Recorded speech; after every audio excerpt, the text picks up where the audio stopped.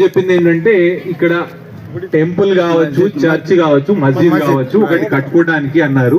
దానికి సంబంధించింది కూడా నేనేమన్నానంటే ఒకటి ల్యాండ్ మీరు వాస్తు పరంగా కావచ్చు ఎటు సైడ్ బాగుంటది అనేది ఒకటి చూసుకుంటే ఆ మూడిటికి సంబంధించి కూడా మరీ పెద్దగా కాకుండా మంచిగా మనకి మన ధార్మికత ఆధ్యాత్మికత రెండింటినీ కూడా మనం కాపాడుకుంటూ మనం పెంపొందించుకునే విధంగా ఎక్కడ కావాలంటే అక్కడ కట్టుదాము.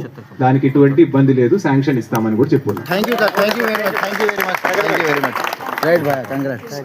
ఇది కాకుండా వస్తుంది, అది స్థలం ఎంత ఎక్కడ అవైలబుల్ ఉంది అనే దాన్ని బట్టి చూసిన తర్వాత దాని మీద డిసిషన్ తీసుకుందాం.